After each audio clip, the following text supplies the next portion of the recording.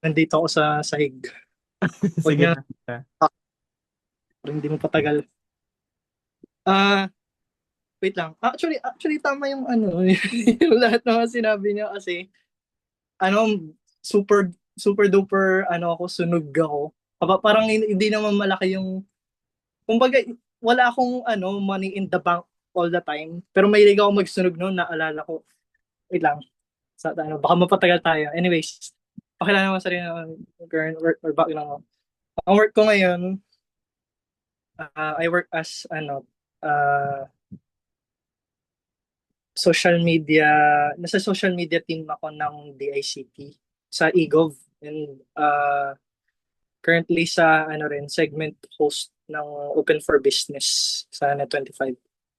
And bago ako sumali sa Sniper Bootcamp, may experience na ako sa trading dahil kay Coach CA, kasi parang ano yan eh, parang pag minsan may mga t-shirt siya na hindi na ginagamit, bibigay niya lang sa akin. So, ganun din yung trading. Parang, "Oh, sige, trade ka na rin." Kasi, ganun din siya sa akin noon nung may Axie. Parang palagi niya akong dinadamay, palagi niya akong sina-side effect. Para ako rin, ma-achieve ko yung parang ano, yung financial freedom na pwedeng makuha pagka trade ng maayos. Yun, ang sitwasyon ko sa trading bago ako mag-join,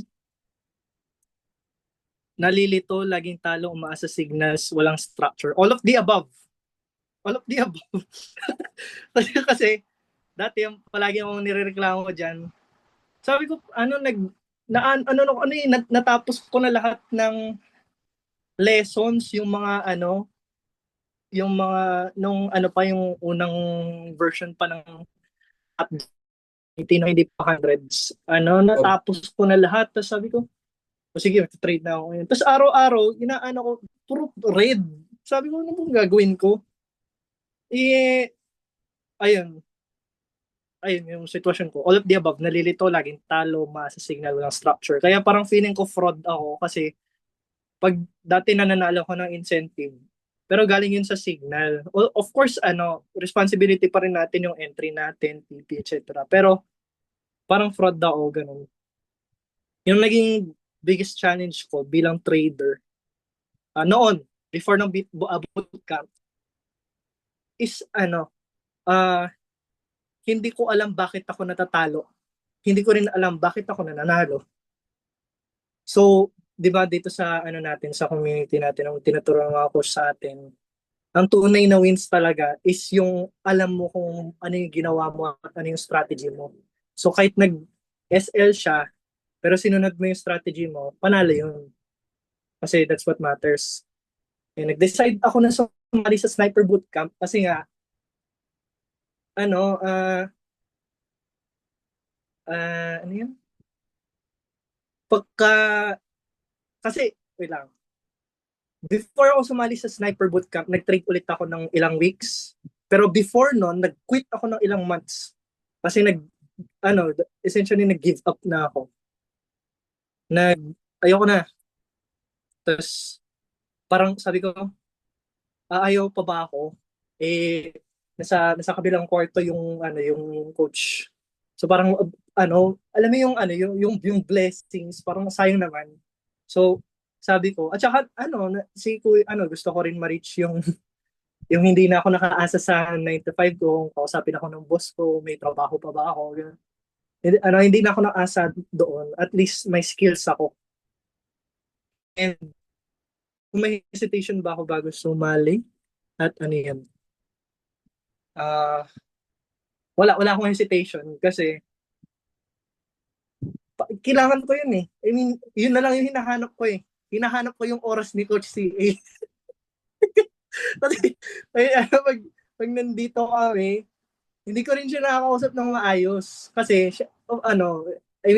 testimony ko yan na, hindi po, na, porkit magkatabi kami, ibig ko sabihin, inaalagaan talaga kayo ni Coach CA. Love kayo ni Coach CA na hindi na napapansin na sa harapan niya na ako. Tapos nakain niya ngayong chichirya ko nung isang araw. Tapos wala akong hesitation kasi gusto kong, ano pa nga, yung title pa nga, Sniper Bootcamp. Palagi yung hinihintay yun, palaging binabanggit sa akin ni Coach C na, magkakaroon tayo ng bootcamp, magkakaroon tayo ng. Palagi ko siyang tinatanong, kailan? Kasi gusto kong maging precise yung trading ko. And anyways, ang pinakagustuhan ko sa Sniper Bootcamp, yung yung yung advanced part. Or hindi, actually, right before, as in right before yung Sniper Bootcamp, advanced pala, sorry. Yung advanced, right before yung advanced, yun yung gusto ko kasi medyo alam ko na yung mag-trading kasi nag-trading journal na ako, nag-start na ako mag-journal. Pero nung napanood ko yun, refresh ako na parang, oo nga, parang such a small detail pero ang laki ng difference. Nag-ano agad ako, nagpo-profit ako agad before pa mag-advance. Ano ang pinaka-tunay din na ako sa ibang free groups o YouTube? Ano ang nabago sa mindset mo pagtapos ng bootcamp? Kasi minsan nanonood ako sa YouTube ng yung mga trading content. Kasi kadalasan ng trading content sa YouTube, TikTok, Instagram, etc. Lahat sila puro flashy. Flashy ang parang trading 1,000 million dollar mansion. Parang ang nato sa hotdog universe, it's super realistic na hindi kayo yaman agad. Ba't iisip nyo iyaman kayo? Alamin nyo muna. Tapos mag-stick kayo sa strategy. Parang ang nabago kong mindset is parang na-realize ko na trading will not necessarily save me. Ang magsasave talaga sa'yo is yung pagiging responsible mo sa sarili mo. Which is sobrang, yung trading holds you so accountable. And, ang ay sorry, kung ikukumpara ang sarili mo before versus after bootcamp, nabanggit ko yun sa parang feedback ko nung yung long paragraphs. Na dati, hindi ko ma-reach yung, may assignment sa akin si coach noon na parang, pag na 3 hour mo yan in 1 month, pwede ka na mag-live trading. Yung demo. Hindi ko magawa. As in, hindi talaga. Tapos nung nag-bootcamp na ako, right now, hindi ako yung 3 hours sa akin, lang yun, parang wala na lang sa akin yun. Na lang siya, like, hindi ko na i-measure, baka masira yung site ko eh. Pero basically, ang laki ng leap. Anong masasabi mo sa teaching style ni Coach C? Ito guys, i-expose ko si Coach C ngayon. Nung bata kami, pag kami tinuturo siya sa akin laro, pag hindi ko na-get sa pangalawang tanong ko, hindi, susukuan na ako ni Coach. Sabi niya, bahala ka na dyan. Basta, pero kung nakita kong sa teaching style ni Coach C, very, very passionate siya sa trading and what it brings. Hindi na, kung paano hindi na kayo sinusukuan, hindi niya rin ako sinusukuan. So, and on top of that, syempre, feeling ko na sa genetics namin yun eh. Kasi ako, pag nag-coach ako ng kickboxing sa mga bata, hindi ko, kasi ito yung mga ibang mga kickboxing coach, mga sinascam lang kayo eh. Kasi parang throw lang kayo ng combination pang Instagram nyo lang. Tapos na. Si Coach C din, hindi niya rin kayo tinuturuan ng pang trading pang Instagram lang, may pera kayo. Hindi. Ituturo niya sa inyo yung super realistic and boring version. Pero realistic and effective. Yan ang gusto kong teaching style. Kasi, yung ibang mga tao yung market nila, private jet, limousine. Kasi na-scam ka lang, parang nasa baon ka sa utang. Ano ang pinaka-impactful lesson na nakuha mo mula kay Coach C? Ang pinaka ano, may tumatak sa akin sa ano sa lessons. Ah, hindi porket napakarami mong alam sa trading, profitable ka na agad. Ang ano, ang pinaka ano talaga sa'yo, even in other skills, ang pinaka mag-help talaga sa'yo is yung mastery ng basics. Naalala ko may ano yun, nung napanood ko yung turtle bodysuit pati yung unicorn. Sabi ko, ano, yung kinabukasan, trade na ako.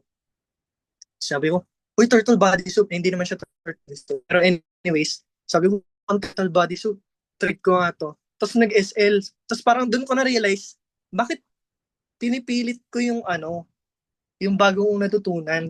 Pinipilit kong parang i-apply ko na agad. Hindi.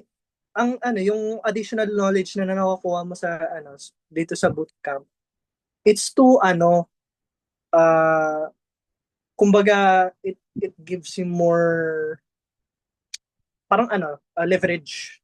It's not necessarily the ano, one and only, ano, parang sword ni King Arthur na ganun.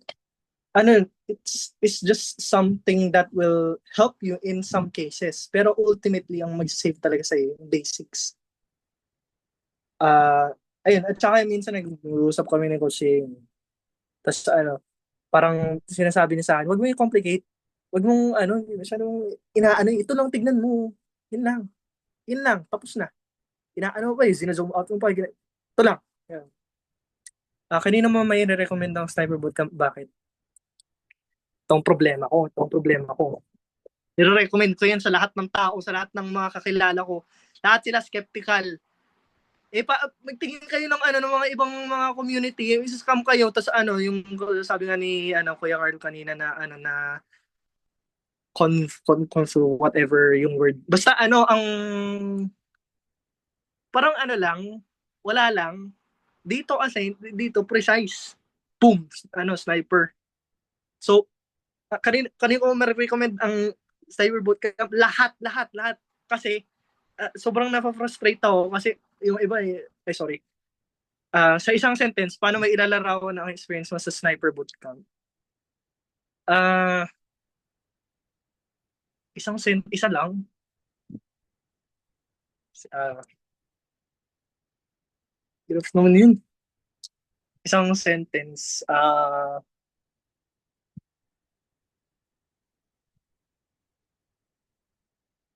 Wow.